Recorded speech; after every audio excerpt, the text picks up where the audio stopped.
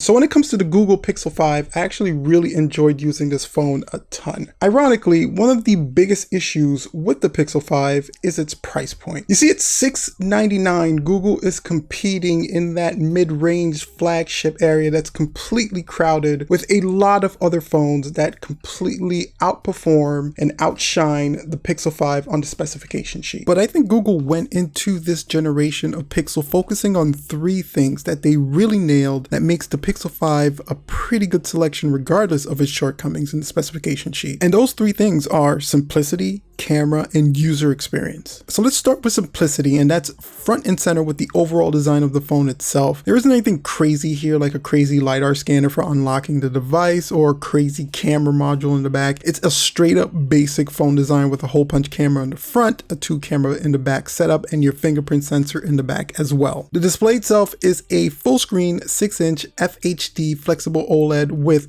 HDR support and smooth display up to 90 Hz. And at 90 Hz, the screen is fantastic. It's snappy, it's fluid, going in and out of applications, just generally navigating on the phone feels really fun. The only problem is it's a varied refresh rate. So sometimes it'll drop from 90 Hz to 60 Hz, and that can be pretty jarring, especially when you're so used to it being so snappy and moving so fast on the outside, and you go into an application and that frame rate drops down. It just feels like the phone staggers a little bit or hiccups a little bit, and it can be a really noticeable change. So guys, real quick, if you are enjoying the video, finding it informative at all, go ahead and hit that subscribe button. It definitely helps us out. Now, back to our regular scheduled programming. But I think overall the screen quality is really good. I consume a ton of media on my mobile device. I watch YouTube videos, I search the web, I read articles, information, and I'm able to digest all that media really well on the 6-inch screen without any issues whatsoever. The screen itself is vibrant, the colors look great, the overall color gamut of the screen is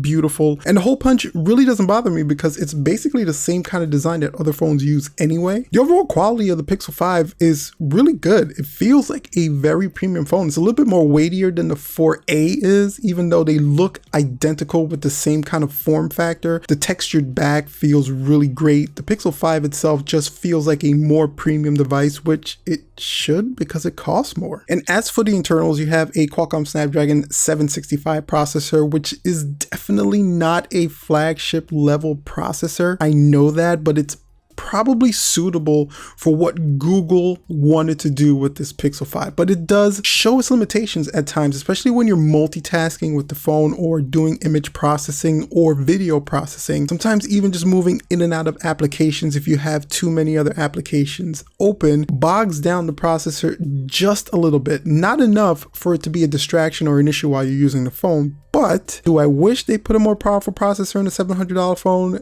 Definitely, but the processor that Google put in this phone is probably fairly well for what they need. Now, camera-wise, you have a 12 megapixel main shooter and a 16 megapixel ultra wide. The front-facing camera is 8 megapixels, and the cameras themselves can shoot 1080p at 30, 60, 120, and 240 frames per second, and 4K at 30 and 60 frames per second. The cameras are Google cameras. Google makes really good cameras, and they've been making good cameras on their phones for a really long time now. You know exactly what you're going to be getting when you use a Google phone with cameras installed. You're going to get some really great image processing, both on the hardware and the software side. It's no longer best in class. It's not going to be the best camera system you have on a smartphone, but you can really count on it to produce some really crisp, clean, and clear pictures with some good lighting. And even if your lighting is not great with that Google night sight, you can take some really great pictures even in the dark. I found that this camera was very forgiving for someone like me who knows absolutely nothing about taking pictures. I was able to take some really great pictures that looked semi-professional, well, good enough to post on social media anyway. So I think these cameras are going to function as some really great cameras for an average user that's just taking pictures for social media or to share with family. You're going to get some crisp, clean, clear pictures with some vibrant colors. These cameras are pretty good at $699. Now for the battery, you have a 4,000 milliamp hour battery with 18 watt fast charging, reverse charging, nothing too crazy here. The overall battery experience for me for the phone was acceptable. It wasn't bad, it wasn't great, it was somewhere in the middle. I was able to get a full day's worth of battery without a problem and probably go into 2 days without charging. With extreme heavy use, I was able to get a day and a half, but I'm a person that goes from charger to charger anyway, so battery was never really an issue for me. But if you're an average user or a power user and somebody that doesn't charge your phone frequently, you could definitely get a full day's worth of battery use with the Pixel and to charge it at night without worrying about it too much. Now, on a side note, it does have pretty good 5G coverage. It's weird. I didn't even know I had 5G around my area, and this was the first 5G phone that I've ever owned, but I was getting some pretty good speeds with the 5G coverage on the Pixel 5. So if you are someone who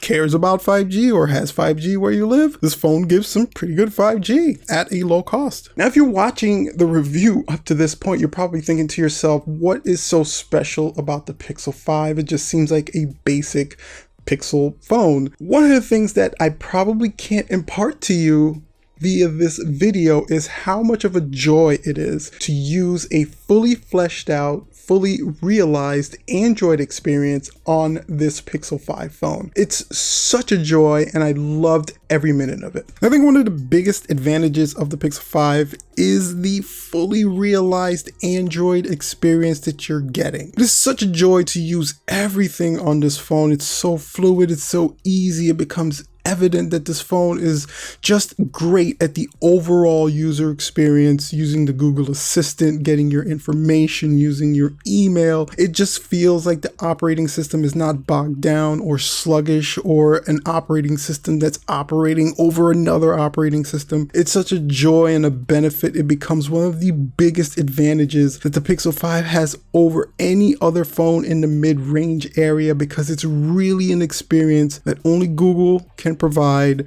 a stripped down version of Android, and it is a joy to behold. So at $699, the Pixel 5 isn't going to wow you. It's not going to change the way you think about smartphones. It's not going to convert an iPhone user to an Android user. But I do think that Google's intention when they went into manufacturing these Pixel models was to, one, keep it simple with a simple design, some really great acceptable cameras, and a fantastic overall user experience. And I think they nailed all three of those categories pretty well. So if you're in the market for a mid-range device and you're looking for something that's going to be a joy to use and just make you enjoy using your phone in a fun, fluid way, I can definitely recommend the Pixel 5 as a pretty good mid-range option. So anyway, guys, I want to know what you think about the Pixel 5 in general. Are you looking to purchase this phone? Are you looking to the Pixel 4a? Do you have 5G around where you are? Are you looking for a 5G phone? Comment in the comment section down below the video. And while you're down there, if you enjoyed the video and found it informative, go ahead and hit that like button, subscribe button, and bell for notification. All those things help the channel. That bell's actually pretty important because it's the only way you guys are going to know and release some cool, helpful content like this one. Until next time, guys, I'm going to share the review we did on the Pixel 4a. You can actually check that out on top, and on the bottom is going to be something YouTube believes you'd enjoy watching. Guys, thanks so much again for checking out the video, and as always, make sure to stay safe out there, and until I see you next time, peace out.